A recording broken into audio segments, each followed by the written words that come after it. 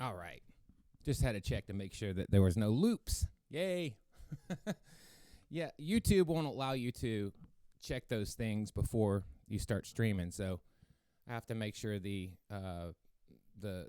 mute is on. Otherwise, it sort of plays back through the stereo speakers.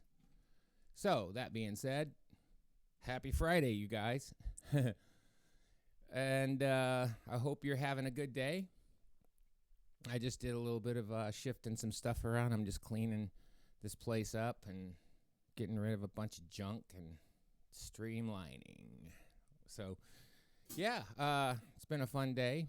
You know who I've been watching a lot lately is the 80/20 drummer. I don't know if you've seen that guy, Nate. Not sure of his last name, but he's pretty great. Hey, Craig, how you doing? He's a really great player, and he's kind of like this. He works a lot on the mental concepts of playing, which, you know, mental concepts, mental practice. That's as much of a part of playing music, if not more, than the physical part. So, putting the ideas together. I mean, you say you work on a specific technique, then what do you do with that technique? You apply it somewhere on the kit or on your guitar or on any instrument. So, developing the mental talent side of the equation is sort of, it's something that I've always paid a lot of homage to, and you know, for a while there that I was looking into books on golfing and the inner game of tennis. The one that really struck me is a book by Dan Millman called Body Mind Mastery. I've mentioned it before. And that book breaks your talent down into like mental, emotional, and physical talent. So, emotional talent, that's important. You know, musicians tend to be very, empathic and sometimes, you know, you feel things differently. And when that happens, you know, it might bring about a different sense of, you know, happiness or sadness or whatever. And so mastering that, like, say, you know, your girl's dancing in front of you at the gig and she's wearing a skimpy dress, and, you know, she's out there shaking it, and some guy comes up and starts, you know, grinding with her, and you're like, oh man, I don't like that. And, you know, of course your girl's gonna do the right thing and back off and everything, but it's funny, I was just thinking of that happened to me one time. Yeah, it was a ploy.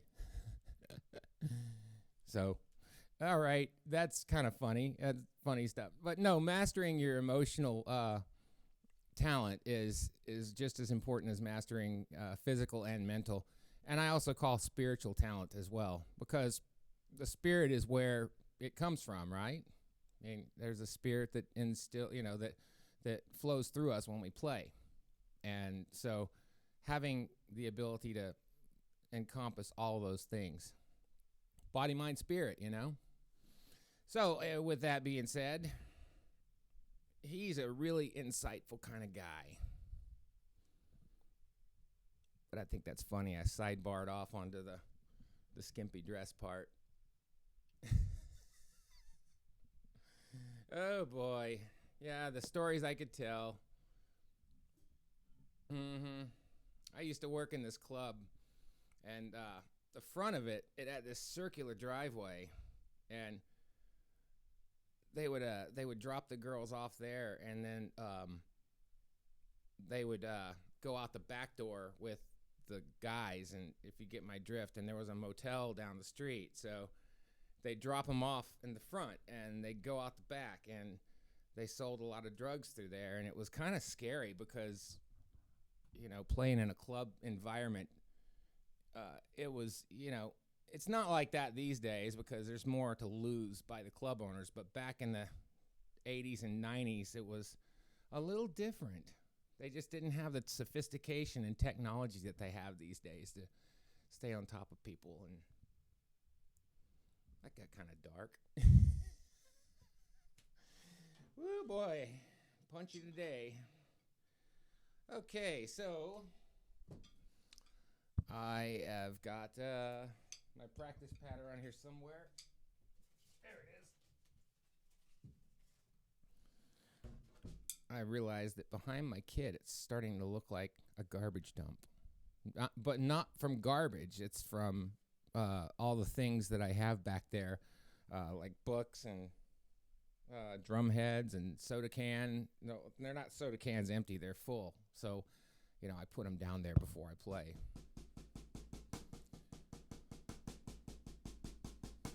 Little warm up.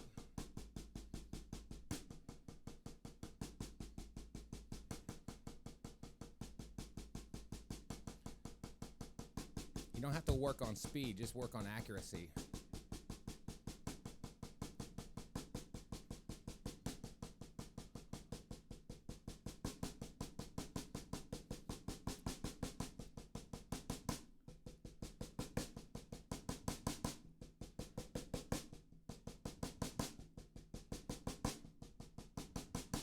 Hey, Eddie.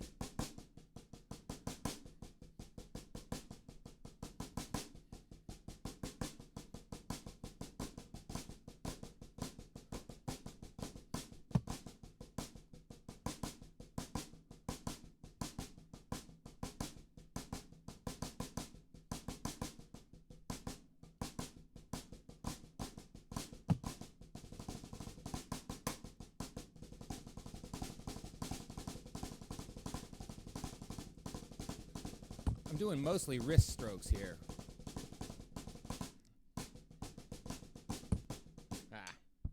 It's gonna drive me nuts right there. These are all wrist strokes. No fingers.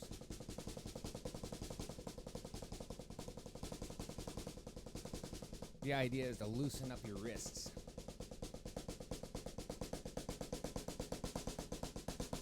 So you can go as high as you can go. And you can slow it down just to get to the top of your stroke. My left hand, come on, lefty.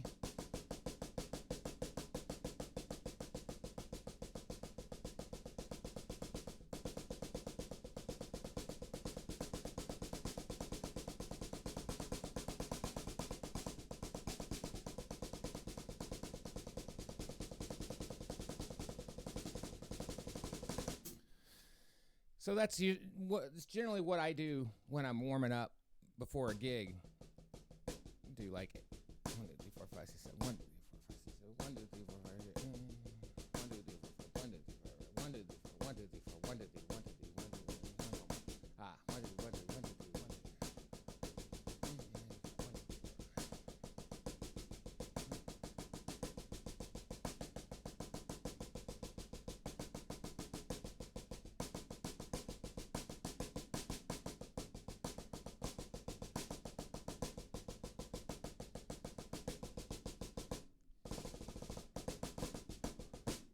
So I kind of missed a couple in there because obviously I'm trying to do it.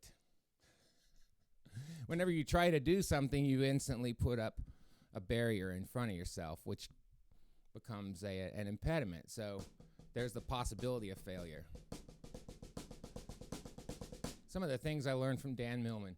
If you have a board, say like 12 inches wide, like a 2x12 or a 4x12, just for the added stability, right? And you can probably walk across that board when it's on the ground. You can walk across it. You can skip across it. You can jog across it. You can walk on your tippy toes across it. You've got the confidence that it's a solid, strong board.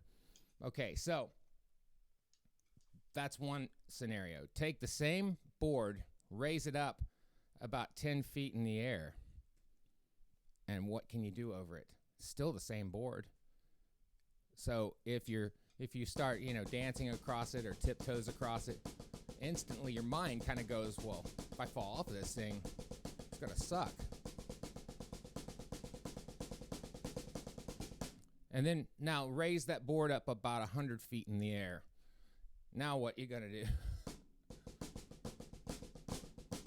So mindset, because it's still the same board, mindset is the thing that's going to give you the focus to do what you need to do.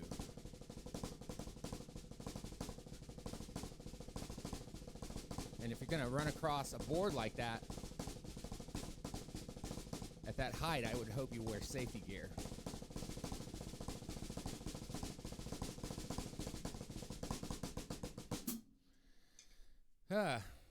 See, if I take my mind away from what I'm doing and let myself kind of roam mindless a little bit, I'm just kind of flamming out like that, and then let's say I get something to practice that's solid and steady, you know.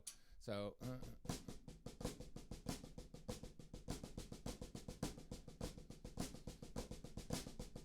so it's a paradiddles with the flam on the diddle. Paradiddle, paradiddle, paradiddle, paradiddle.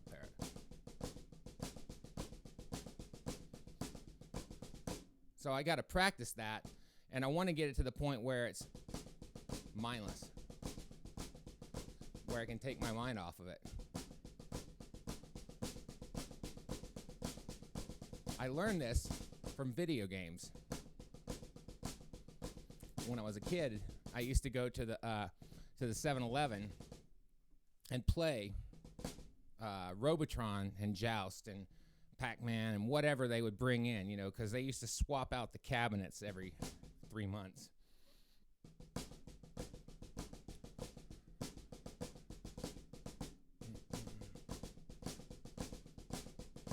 And so what ended up happening was I would say, you know, I'd ask her, Mom, can I play one video game? I just want to play one game. And she'd say, okay, but hurry, we're in a hurry. That's all right. So I go over to the video game, and on those video games, you got three lives for a quarter, right? And you go, you know, the little man runs around, you shoot everything, you know, the little robots go away. And so my mom's out there in the car, and I could see her looking at her watch, and I'm in there, and I'm like, okay, I'm just gonna finish this one man, and I'm gonna go.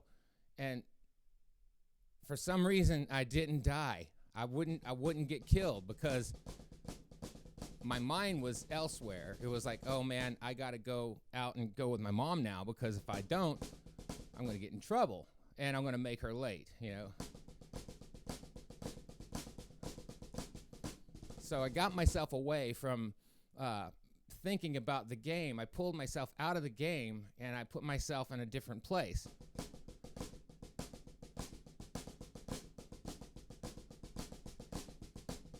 And that's the ultimate mindlessness.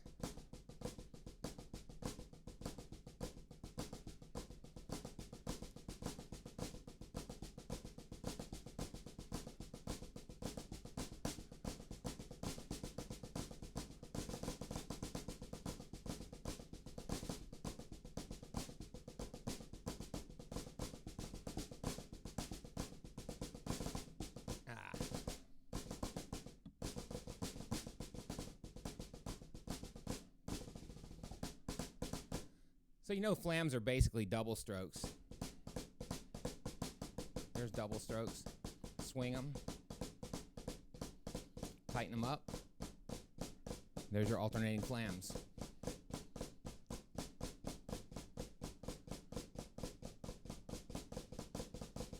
Loosen them up. There's Swiss Army triplets.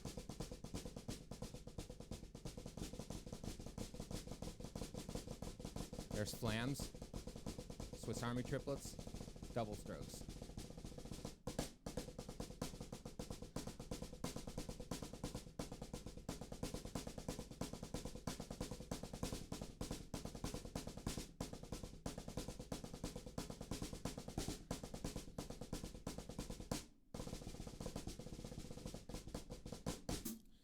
Okay, so what else did I do yesterday? I ordered some new sticks. And what I mean by new sticks, usually I get 2Bs. And the reason why I buy 2Bs is because they're ubiquitous. I can find a pair of 2B Pro Marks wood tip anywhere in the world.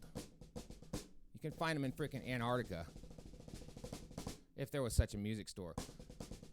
I know you can get them in Alaska because the drum shop's up there, which I hope to see at some point.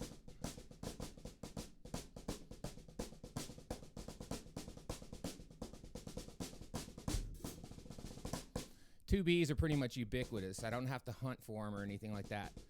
Before, I used the Evelyn Glennie 740 model, which is as big as 2B, and it's got a small, like, bolero tip on it. So I ordered a brick of those.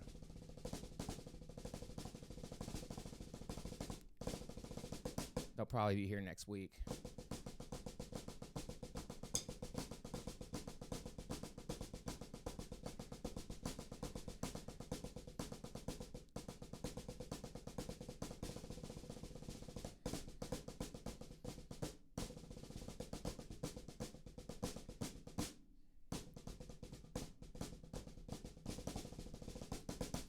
So, yeah, I went and checked out Matt Patella's cast the other day, too. You guys know Matt Patella? Matt Patella, like the kneecap. He's great. He's this old grizzled New Jersey guy, and I like listening to him talk, you know? He's one of those dudes, he's just no nonsense, you know? He's a drum guy, man. Seriously. He's been doing the video thing, video teaching for a long time.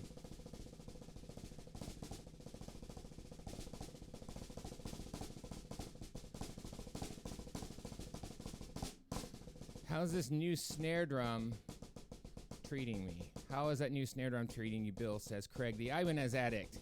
I saw your new guitar too, buddy. That thing's beautiful. It's treating me well. You know, I like the sound. It's a different sound. I've never, well, can't say never. I've pretty much largely not used muffling on my snare drum for about 25 years.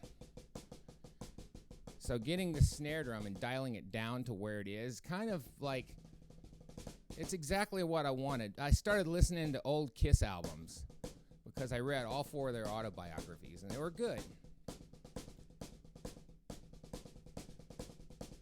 Ace Frehley was the partier. So was Peter Criss, man. He was a bad boy. Paul was the lover and the pragmatist, and Gene was the astute, no bullshit businessman. He was straight up and down. Still is. I've encountered him before, man. He's kind of like, he wasn't a very nice person at the time, but I'm sure he is now, and I'm sure his dog loves him.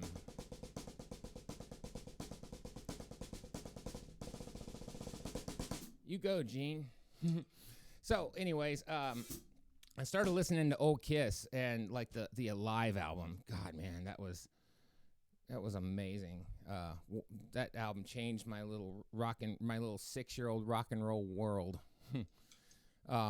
Yeah, I heard Alive, and that snare sound on there is just bitchin', man, big and tubby, you know. And so I was kind of dreaming of a copper drum with a deep, low tone to it. Well, some kind of drum. I asked Vukan, the guy who builds these drums, the Oriola brand. Yeah, Bill Ray Drums, the snare addict. Exactly. So I asked Vukan, what should I get? And he says, copper. And then I found this drum in freaking San Diego, Vista, actually, 50 miles north of San Diego.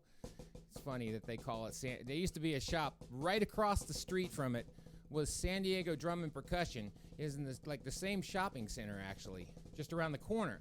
And out of all the places in San Diego, that little shopping mall has been the one place a drum shop can be successful, and nobody knows why.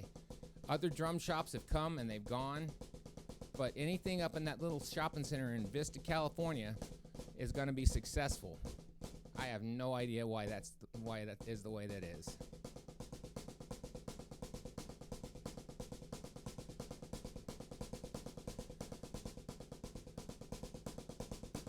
I used to work at OCDP when it was a store up in Lake Forest, California.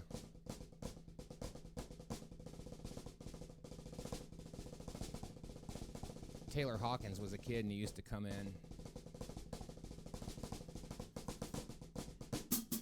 All right, I think I'm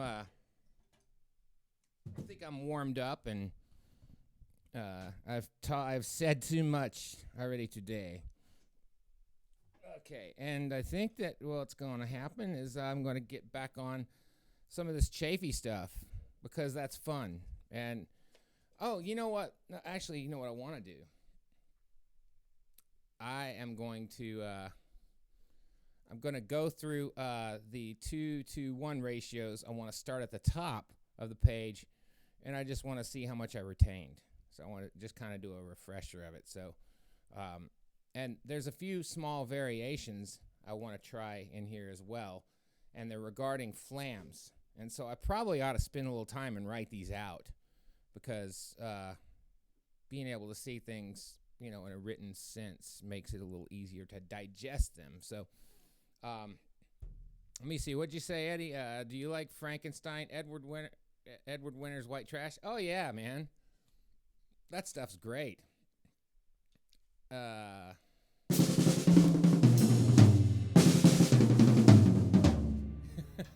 Something like that.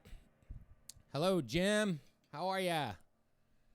So, yeah, I've just been yakking here for the past, 20 minutes about everything and nothing.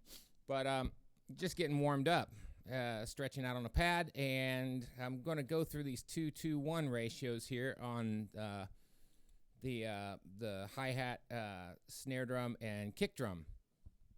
And I'm going to vary the accent from the first note, and then I'm going to change it to the second note on the snare drum.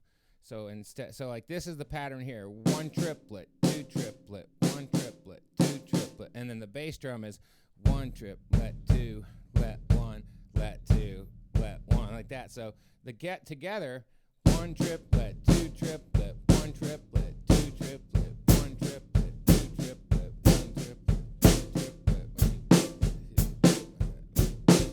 See, putting it on the second one, 1, 1, let 2, let 1.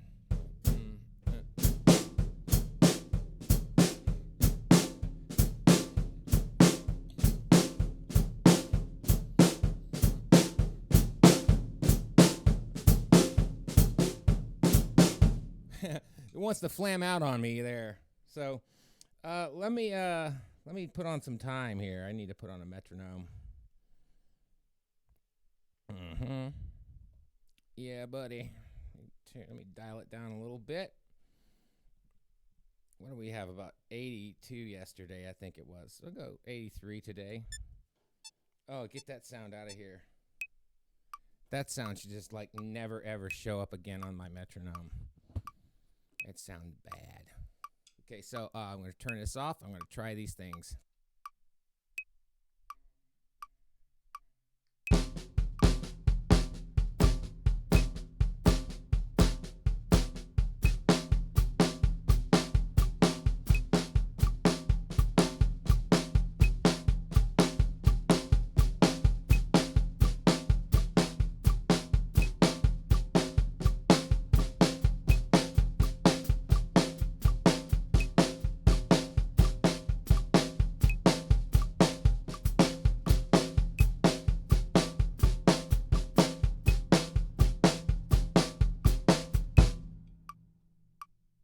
Eddie, that would be page 37. So it's the top one right there. So what I'm doing here is I'm just varying the accent between the first and second one. You can hear that I'm having trouble with the accenting the second one because the first note wants to flam with the kick drum and the hi-hat. And this is exactly what I'm striving to correct in my playing is these sort of interactions. These small little interactions and dialing in things like this, these are the elements that make you better overall. And, it's the devil's in the details, as they say. So these are the small things that we have to trip out on and worry about as drummers. So here goes.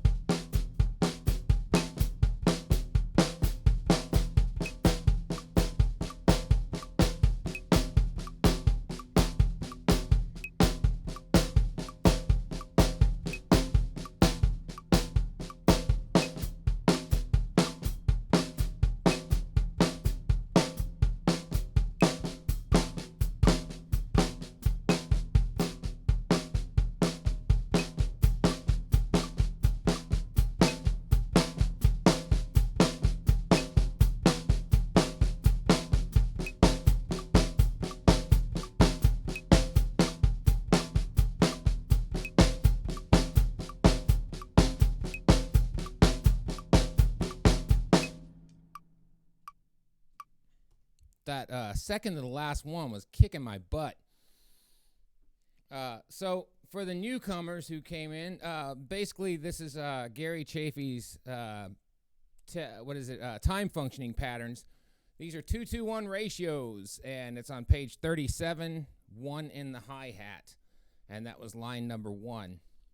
And what I'm doing, basically, I'm varying the accent between the first snare drum note, 1 triplet, 2 triplet, 3 triplet, 4 triplet, and I'm changing it to 1 triplet, 2 triplet, 3 triplet. So I'm changing, to the second accent of the snare drum. From between the first and second note, I'm accenting, either or.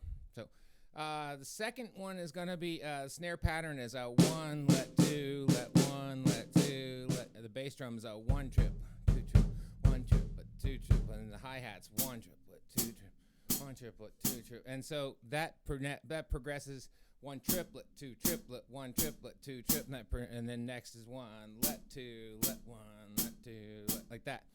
So that this group right here, these 3 inversions, let's practice those.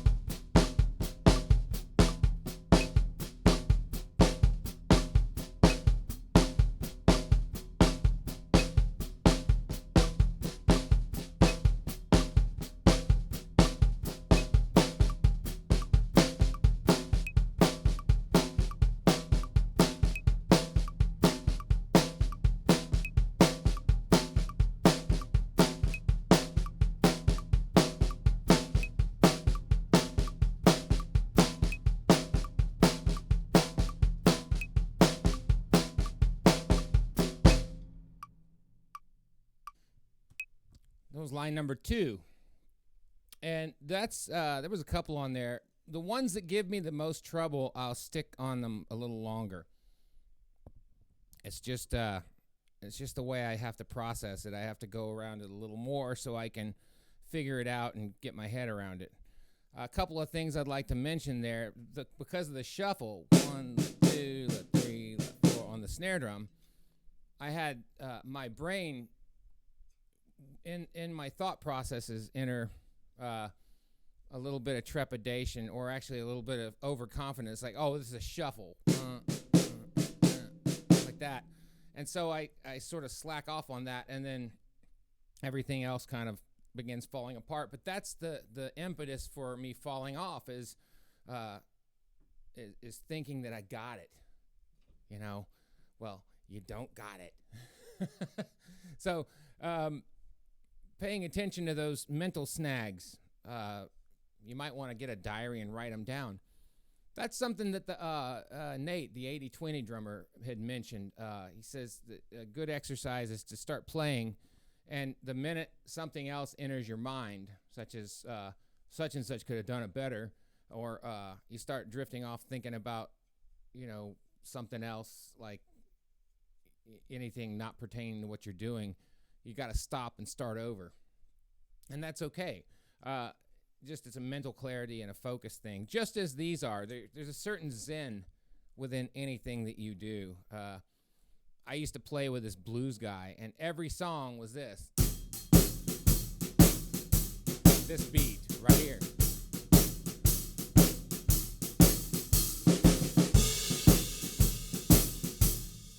He would play 9 or 10 shuffles in a row.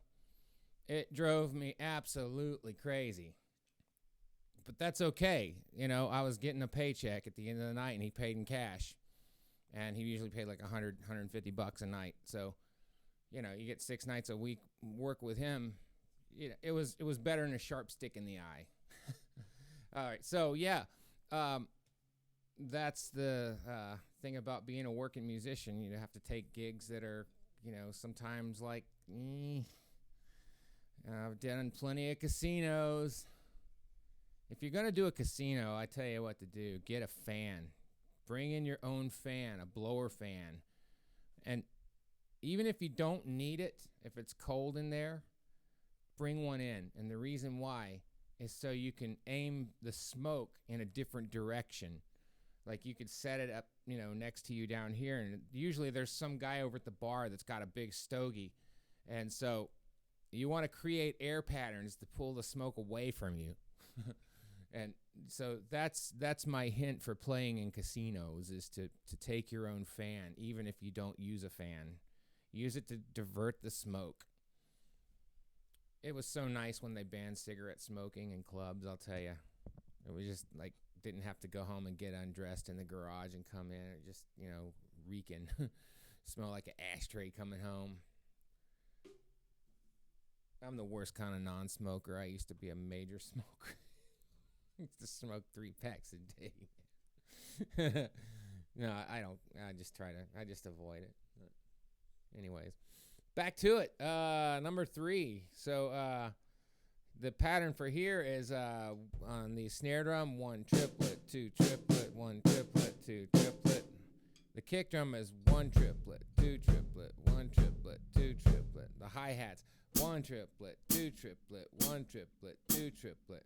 So here's the whole thing put together.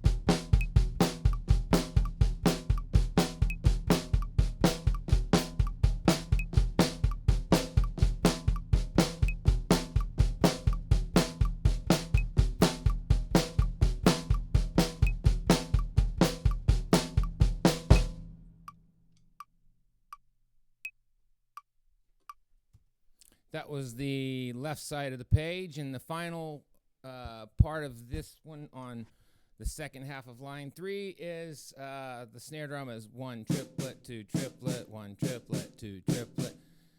Bass drum is 1 let 2 let 1 let 2, and then the hi-hat advances across those 3 positions in varying order. So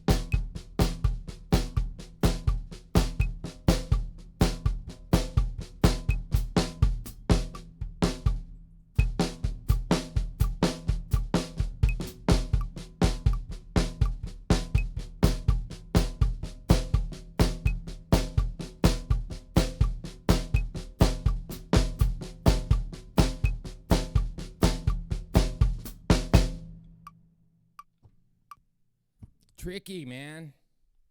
Not so much. It's simple but complicated. Simple yet complex. I love stuff like this. They kick my butt. So I'm going to go and do the 1 in snare, which is the one I did yesterday. I did the 1 in the bass drum. So I'm skipping down to number 7. Let's try that. So we're going to have 2 on the hi-hat and 2 on the kick drum. So the pattern there is 1 let 2 let 1 let 2 let.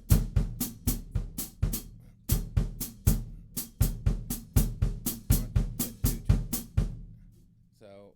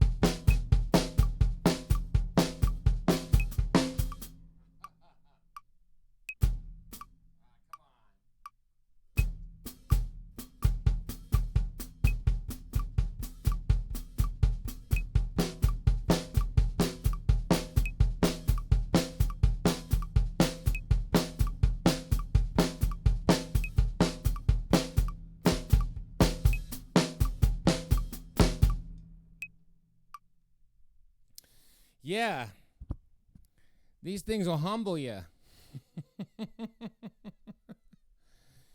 Oh man, new burr grinder arrived on my doorstep, and we'll be enjoying the recommended. Oh yes, you will be. I just did I worked on the coffee house's internet the other day that turned me on to the Ravens Brew stuff, and they gave me a bag of that stuff, and I haven't opened it yet. I'm still going through my Seattle's Best, which isn't bad coffee. I like the number 3, the Portside blend. It's a medium roast.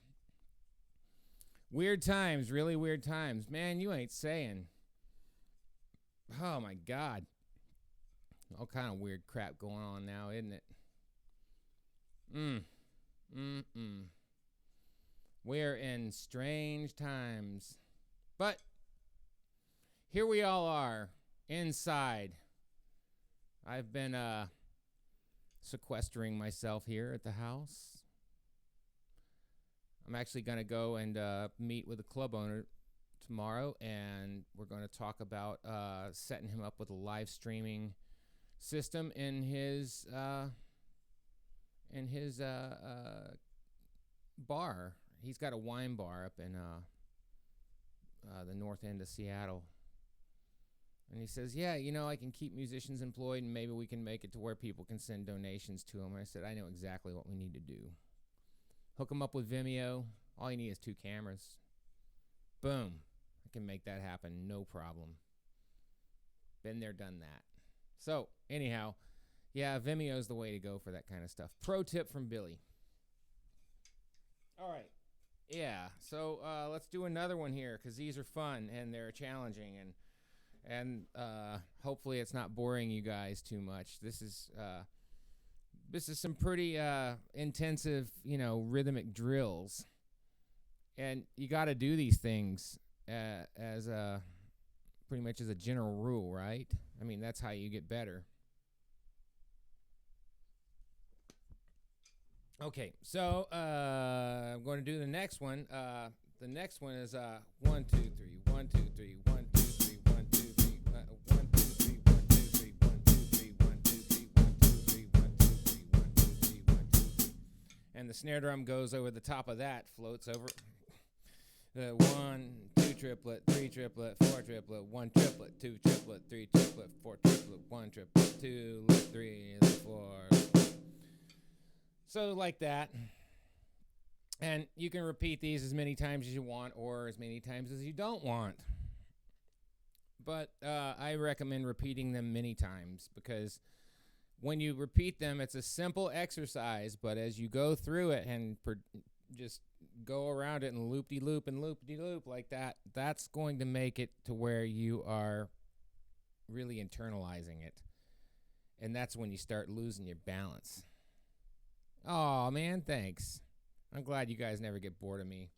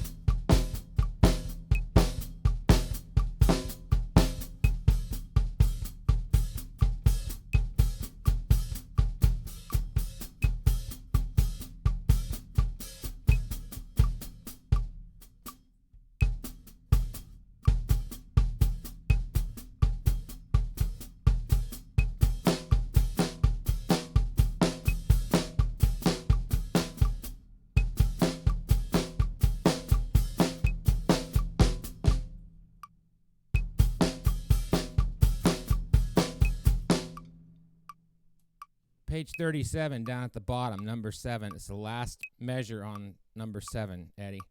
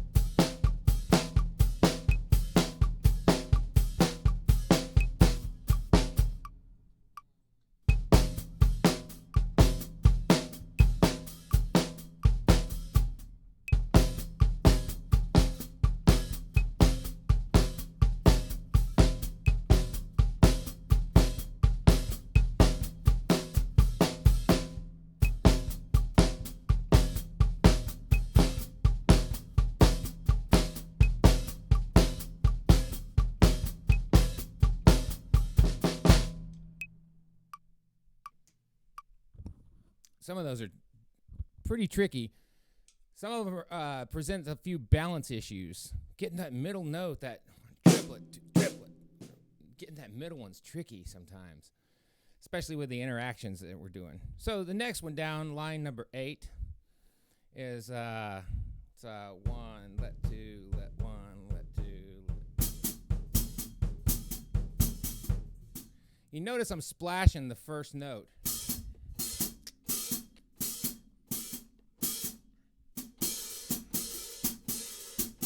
I guess I could splash the second note too for a variation, yeah? 1 triplet, triplet, 1 triplet. That's the variations you can do with that. Now we're discovering it, huh? See, don't take a thing in a book at face value. I mean, play it as wrote. Play it as written, as R-O-T-E, not like wrote. Like you wrote that? No. You wrote that, man? No, play it like it's written. But then, explore it. So, 1, let 2, let 1, let 2, let so like that. 1 triplet, 2 triplet, 1 triplet, 2 triplet, and then 1 triplet, 2 triplet, 1 triplet, 2 triplet. Okay, so let me try this.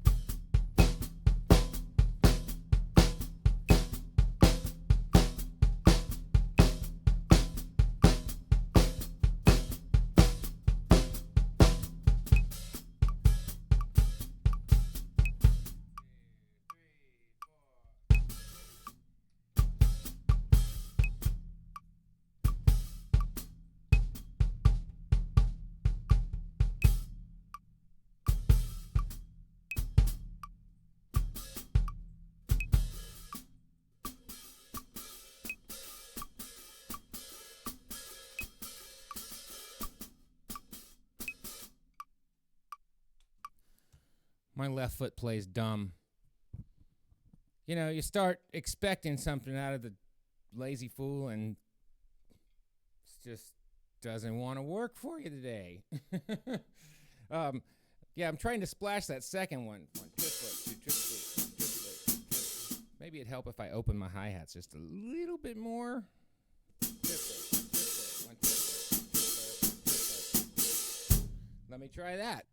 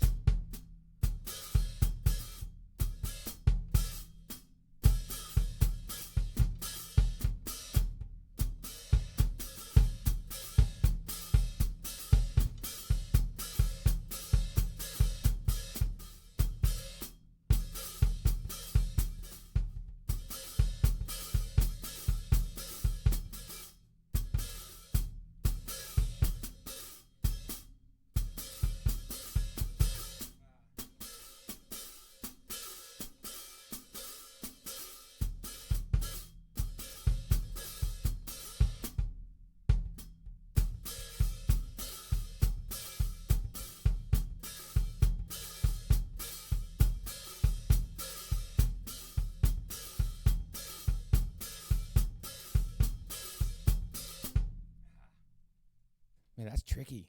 Getting that second one to splash, because you got to hold it up a little bit and let it ring. And then come, 2 triplet, 1 triplet, 2 triplet. Damn, that's hard. So, it's these sorts of things, like I say, and I keep repeating, that make you a better player. If anything, just to kind of like, digest a little bit of the movement, then as you progress and as your fluency with your hands and feet begin to develop, then you can take it from there. Now, another way that's probably not recommended in this book, but I'm going to tell you anyway, using the left foot on the double bass drum pedal. Wow, that could be interesting. So instead of using the hi-hat note, play the X's on the second kick drum.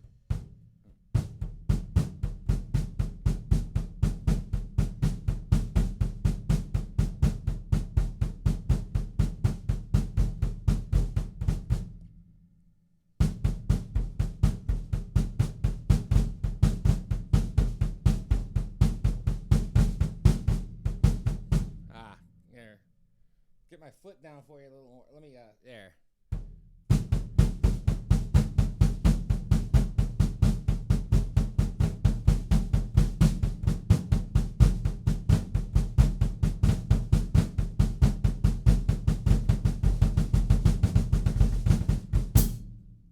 How many repeats, Eddie? Well, it's got repeats around the measure. Each measure is a 1 measure exercise. It's just a single beat, and you repeat it as many times as you wish. Oh, hi. Let me back up just a little bit. Uh-huh. Oh, hey, check out my snare rack. I changed the room up a little bit. I moved the couch over to there, and I put I cleaned out the closet, and I put the bureau, the chest of drawers over there. And I put a bookshelf there, and I'm going to move the mirror down a little bit because it's kind of overlapping. You can't have overlaps, unless it's cymbals. Then you can have as many overlaps as you want. So, that being said, okay, I'm going to go back, and I'm going to hit these again. So that's a secret hack on this particular book for you, is to learn how to play everything with the double bass drum pedal.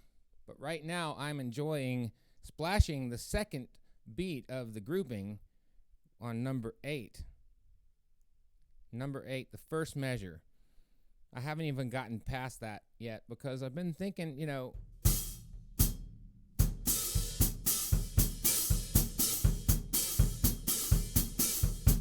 I'm getting that splash in there. I'm just working on that spot.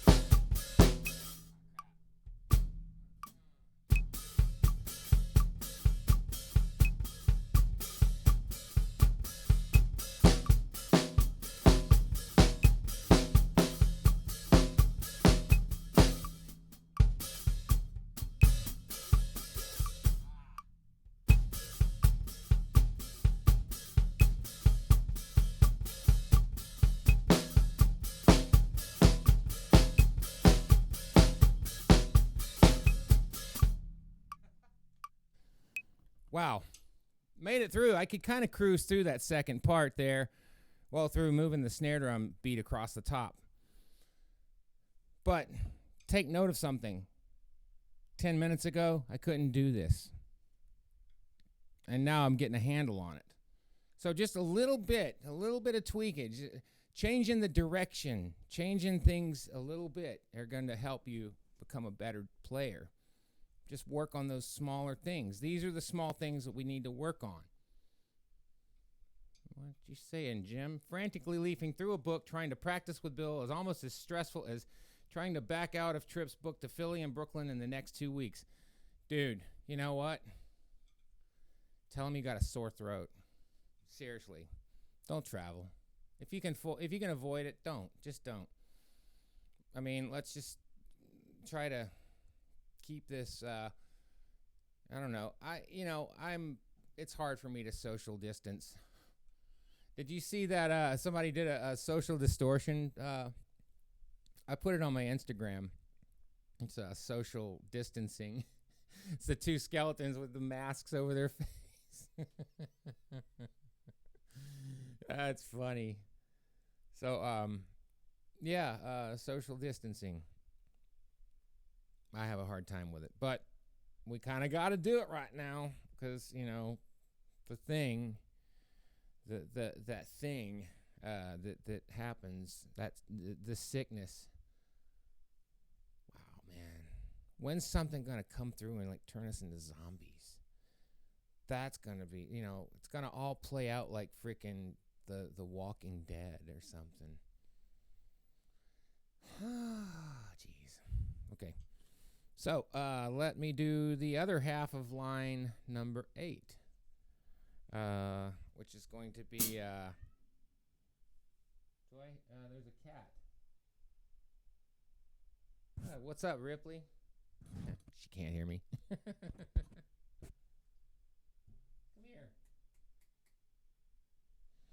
She knows what that means. The finger snaps.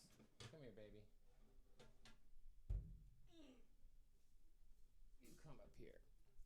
Yeah. This is Ripley. Ripley the studio cat. She needs no introduction. This silly cat. She's a total lover. Mm-hmm. Here you can hear her purring.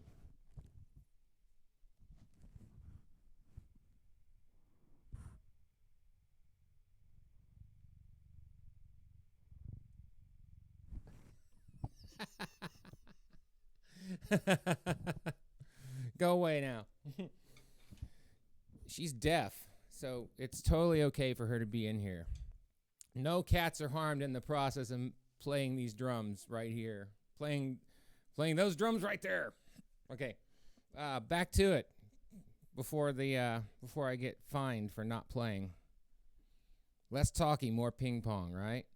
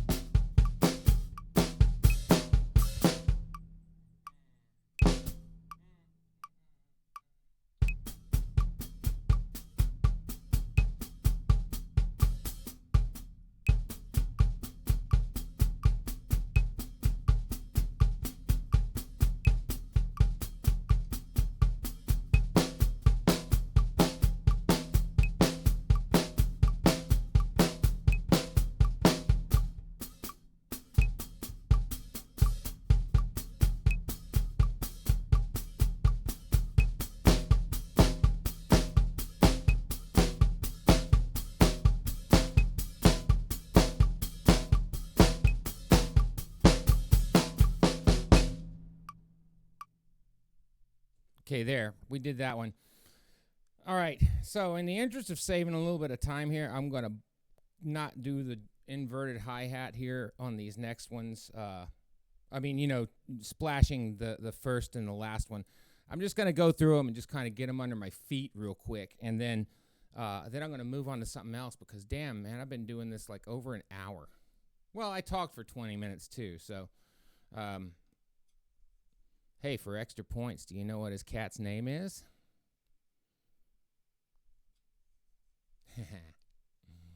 Name the cat of Paul Gilbert. What's Kitty's name?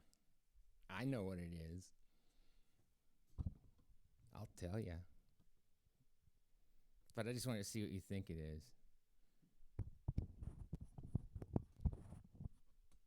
But you have to promise not to mention it. Don't tell him I told you.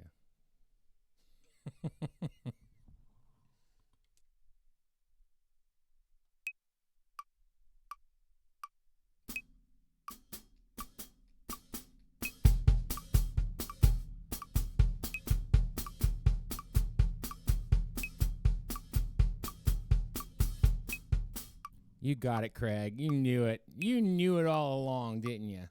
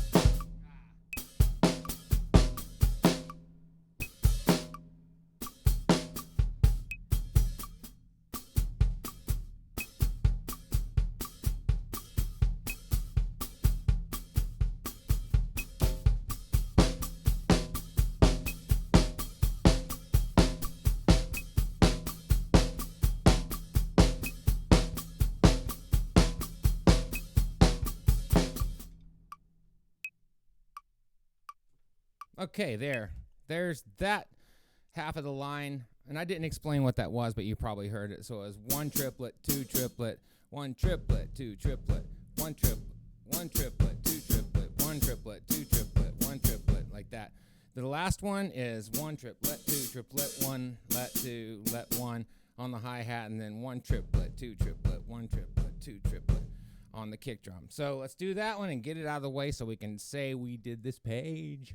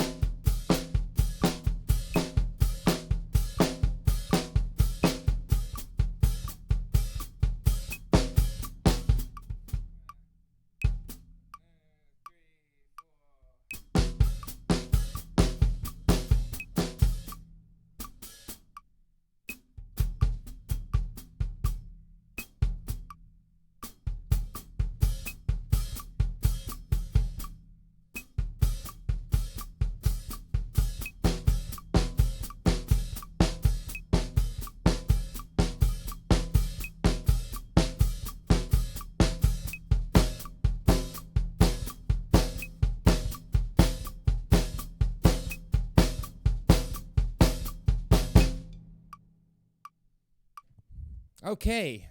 Yay. We made it through that. We did the two and the one in bass drum yesterday. So I felt pretty confident about that. Tomorrow I will go back over one in bass drum, and then we'll skip ahead to the next one, which would be 3-2-1 ratios. Oh boy. Actually, those might not be too bad. Those might not be too bad at all. So, anyways, the 2-2-2 ratios are actually going to be really kind of cool. 3-1-1, 3-2-2. Yeah, all these different groupings like this. Fun stuff. Fun stuff lies ahead. Okay, what else is there? What are we going to do? Let's go look at number 7 here. I want to bust this out. See what happens.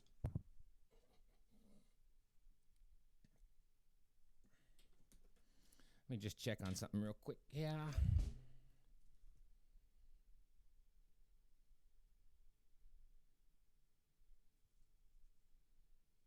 Got to send a text.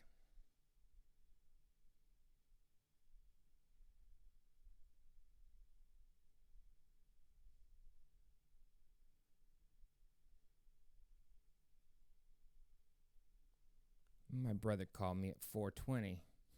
Hyper Pro. I told him he needs to get one of those toilet seats. You know, the ones, the water ones, the bidet seats. Yeah. Telling you, man. Telling you, do it. Just go get one. Just buy it. Spend the money. It's worth it. It's so worth it. I'm shit talking. No, it's a good thing. It'll save the trees, save the toilet paper. 2 in hi-hat. Yeah, Eddie. I was just on page 37, down at the bottom. And you know what you know what I found out is that when you do the hi-hat 1, 2, so 1, 2, that counts as 2. So you could splash. So, the bass drum BDA is what you're saying. The bass drum is in the it would be the E space. What is it? EGBDF and then ACEF. I think it's see, this is where my musical knowledge starts falling down. Trying to know all the notes on the lines. I know every good boy does fine, and all cars eat gas. I think that would be the G spot. Yeah, the G spot. Anyways, so what was the thing that we were doing? Number 7. That was the ass kicker, right? I think it was. It was the one with the groupings of 5. So let's give that a shot, shall we?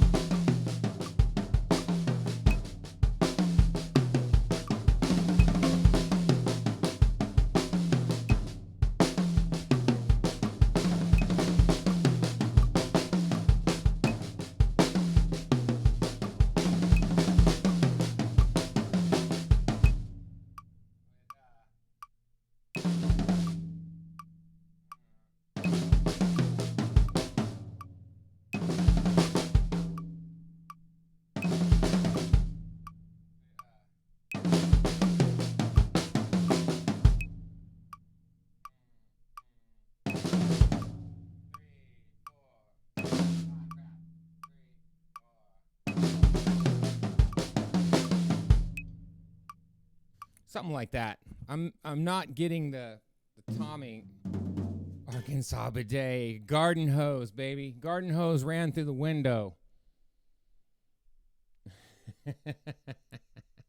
Yeah, you got to run it through the window for it to be an Arkansas bidet. Yeah, make sure you could punch a hole in the side of the trailer. No, I'm teasing. Arkansas is a beautiful place. What am I kidding, man? It's really beautiful. I've been through there a few times. Little Rock's cool. The geology there is great. It's amazing. It's a pretty state. I spent time in Hot Springs, and I spent time in Conway, and I went to a place called Toadsuck, Arkansas. Look it up, Toadsuck. It's a little backwoods place in Arkansas. I'm not sure where in Arkansas, but I've been there.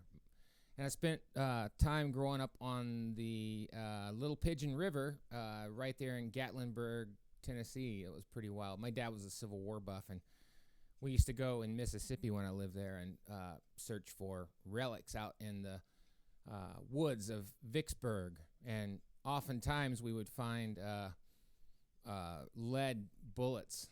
And the bullets that they used back in those days were not anything to mess around with, man. You get one of those stuck in you, you got problems.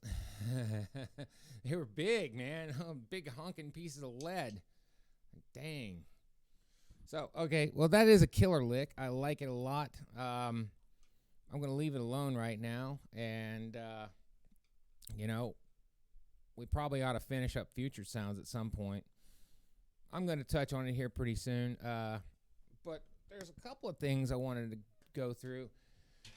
I'm trying to find a friend of mine's book.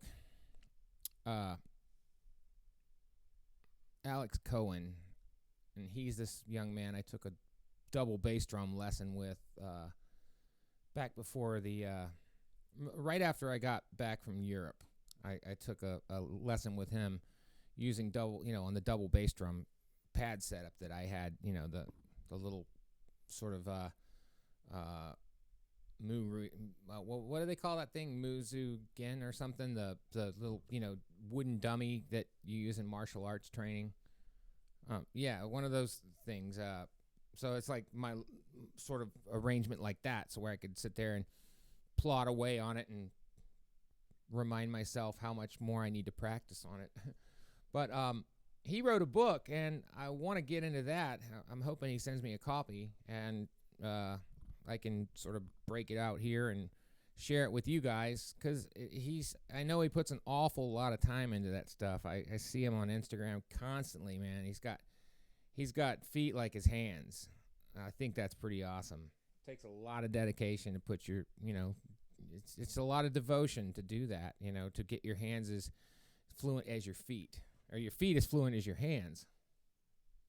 Yeah, like that.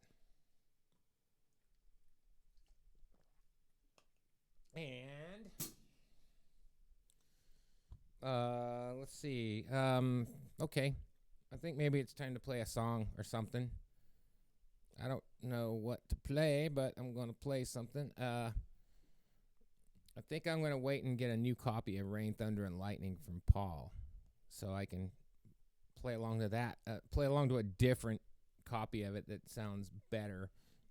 Let's see what's in. What is in Compose? Let's go to Compose here and trawl. We're going to trawl the compilations here. Collaborations, excuse me. Collaborations that need drums. And let's view more. And let's go sort by newest collaborations. Dark orchestral ballad. So, haven't done anything. I got asked to play on that, and I'm going to play on it. But I need to find other things to play on. T. Reed. T. Reed's got some cool stuff. Timothy Reed. He's in Osaka, Japan. Through the Wormhole. What have we done here? Song for Heather needs keyboards, bass, and drums. Let's listen to this one and see what it sounds like.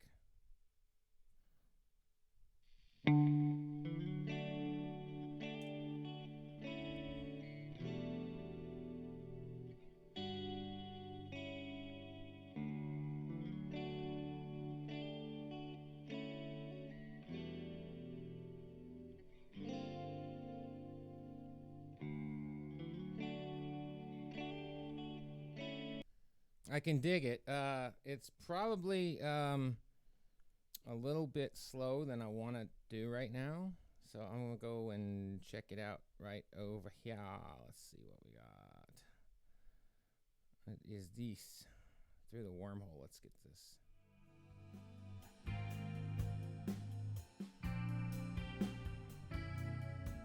Oh, yeah, this is like my speed right now. Yeah, Timothy Reed plays. He's got some really, really cool stuff. So let me go download this file right here. Oh, yeah, here's the files.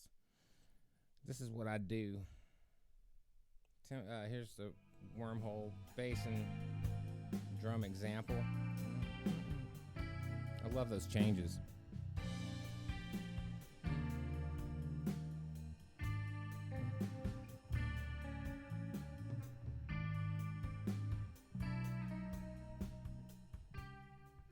Okay, so there's that. Is it any longer? Let's see what this is. 3:58, yeah.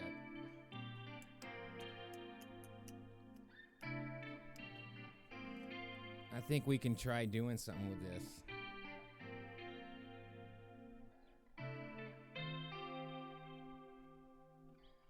Okay, I wish it would play. I wish it would just keep playing. Okay, so I am downloading that file. And let me start up my DAW. I used Adobe Audition, by the way. Worked on the paradiddles around the kit today. Hey, Eddie, that's good. That's a good thing to do, man. Practicing paradiddles is a great thing. Okay, let's see, track this one. Open recent. Let's see, where is it? Here we go. All right, now I got to go over to this side right here. And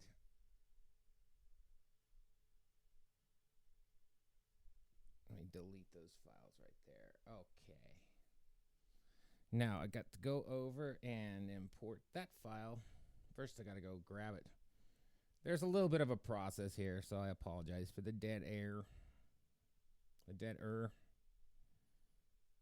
Go to compose and then go to, where is it? What was the name of that?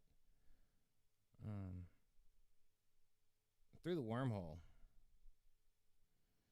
Yeah. It's kind of cool. Download. We're downloading it from my Google Drive. And it's just come in now. 40 megabytes just like that. Kapow. Just like that. No, I don't want to play it in that. Okay, I want to go here. Downloads. Little wormhole guitar demo.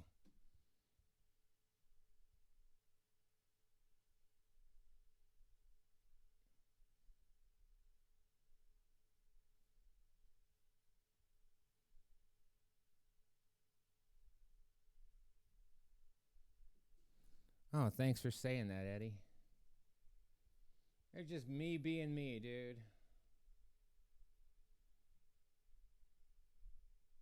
Okay, so now we've got all this, and I've got everything is armed for recording. And let me get the tempo right quick here. Let's see, go back.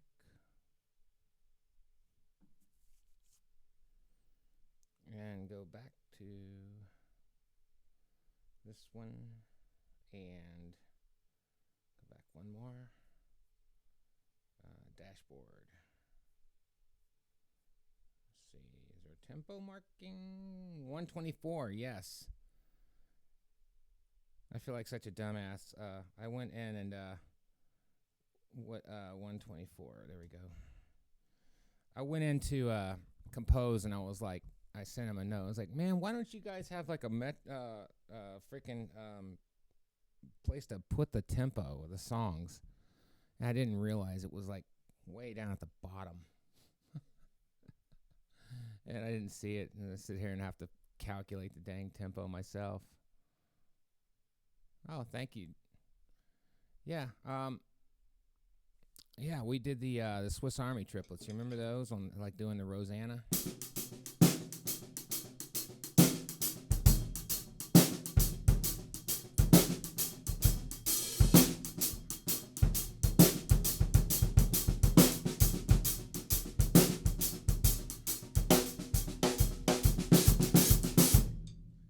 Yeah, so there's that, and let's go run this track here. Let's see what happens here. I don't know what's going to happen, but I know it's going to be cool. This is the first time I've ever played this through, so I just want to hear it, make sure it's at the right level, and the clicks lining up. So give me a sec.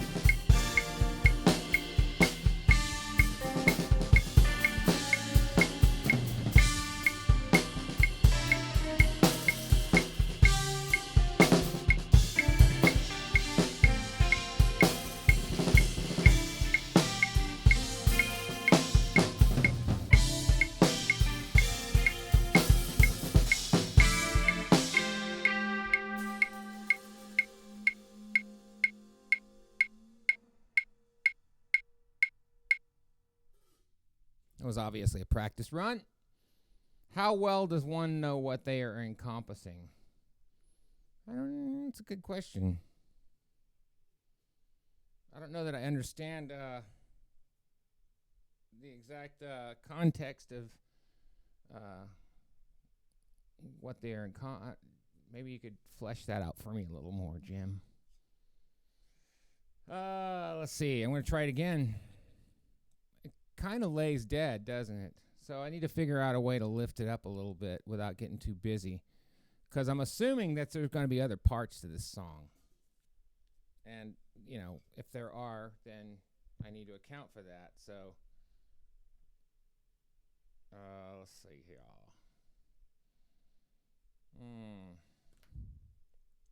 I'll make sure my phone's off. Ringer's off. Yeah, there. It's off now. Okay.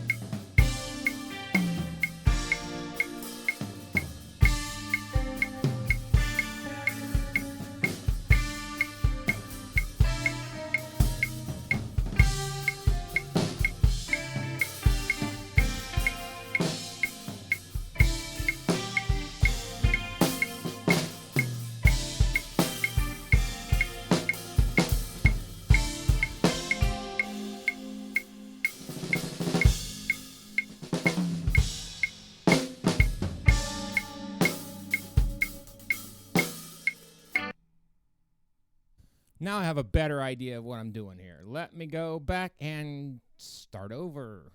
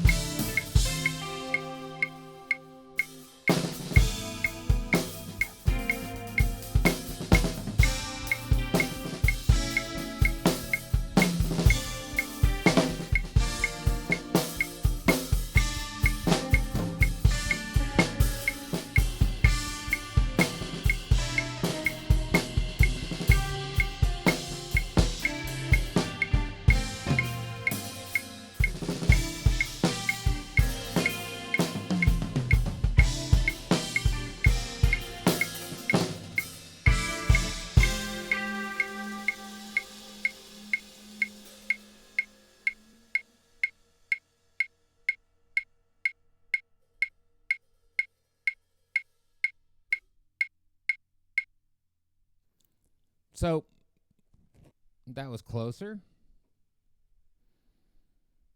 There's a whole lot of open space in this, and there's just a guitar.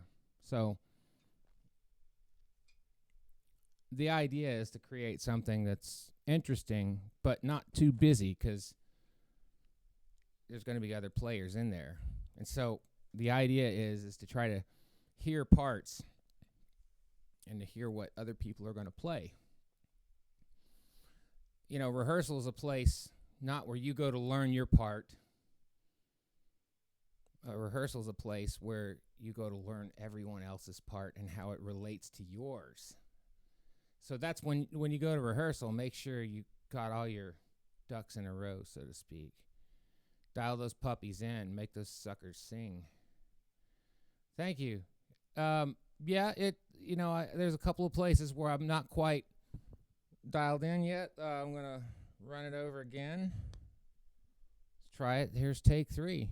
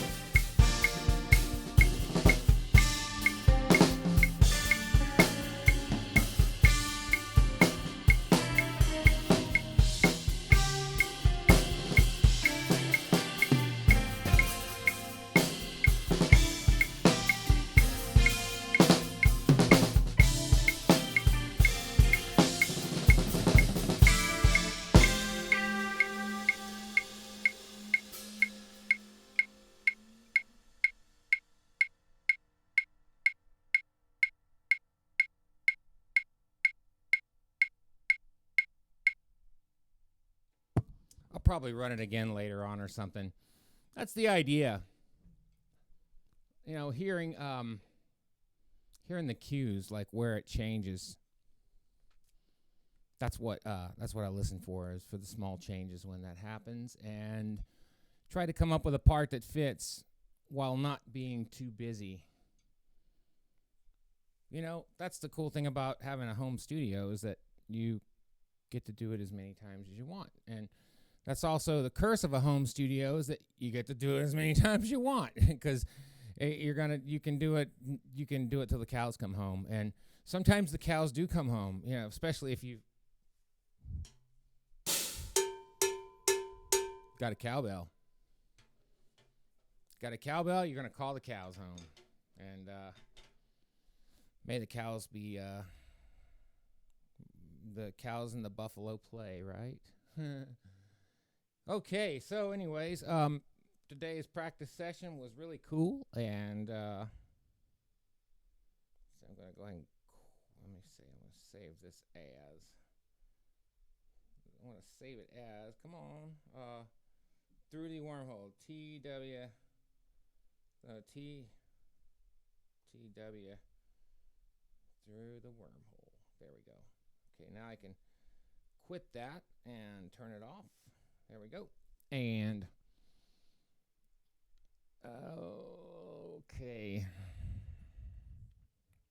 I think I want to see what's in my music folder and maybe run through something just to play, because I like to play.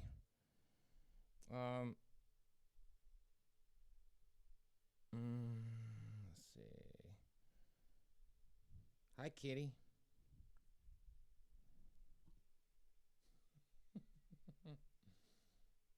I swear I need a cat cam. I do. Okay, where am I? What am I doing? Okay, let's do a Simeon song, because I got tons of those, don't I?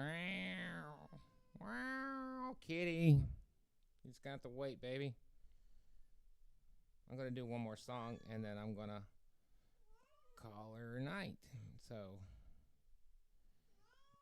let's do this one. Miracle for the Cynical by Simeon Flick off of Piquant.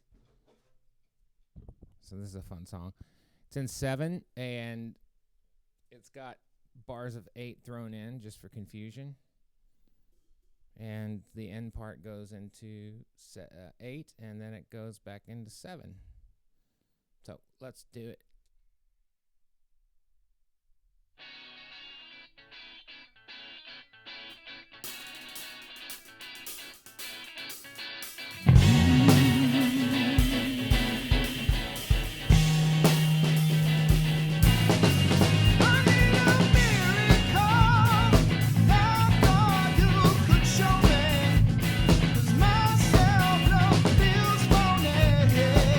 I need a miracle.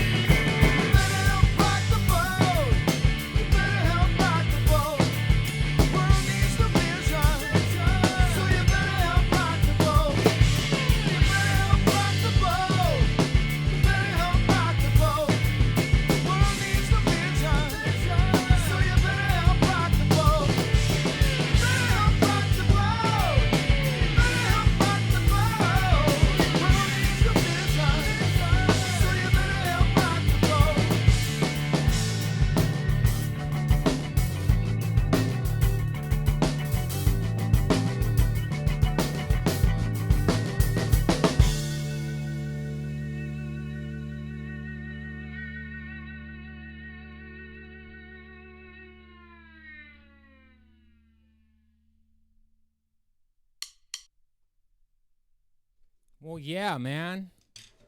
It's a twofer. Yeah. I love this stuff. Simeon's just got some cool freaking music. It's got some cool ass music, man. I'm really happy he's my friend and he gave me that music to play. So, well, I think that's gonna probably do it for me today. I've had a good time. Today was good. Today was what I think that pretty much started out kind of metaphysical and not necessarily tinfoil hatty, but tinfoil hattie. That sounds like a damn good band name, doesn't it? Hattie with the tinfoil hat. Hattie, tinfoil hattie. It's gotta have a chick singer. She can be tinfoil hattie. So, anyways, yeah, man. The exercises that we did in the Gary Chaffee book, that alone is just worth the price of admission. I mean, look at all the mileage we get out of those. Playing the second accent, playing the first accent, splashing the second hi-hat, splashing the first hi-hat. There's always something cool to do with those, and there's ways to dig into them and make cool musical things happen. So don't be afraid to try out new things on the drums. And, spend time digging into them. And I think what we're going to start doing is maybe looking at a page of syncopation, which is like the ubiquitous drum book. It's as dry as freaking burnt toast in places, but there's so many things you can do with it. You can, it's a desert island book. I mean, there's so many things. We'll start touching on it. Well, hey guys, see who came in today. Let's see. There's Eddie and Craig and Jim and Eddie and Craig and Jim. Eddie and Craig and Jim. Eddie and Craig and Jim. Eddie and Craig and Jim. Eddie, Craig and Jim. Woohoo! It's just us commenting, so it might be all the other people. Not sure who else is in here. You watching, Tito?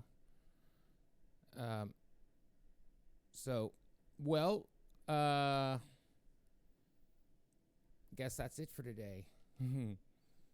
So you know the story, right? Peace, love, chicken grease, and don't get no coronavirus.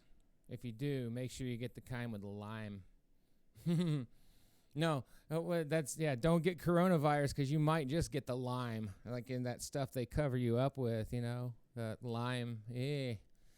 Eek. So, thanks, you guys. Hey, Chris Bell. Hey, man. Didn't see you there. Thanks for coming in, dude. It's always good to see you guys. Did I miss you, Chris? Did you say something earlier? I didn't see you say anything. Yeah, you didn't. You were silent today, man. You being quiet. So you in the corner. Okay, so have a good day, you guys. Have a good rest of your night, and I'll see you tomorrow.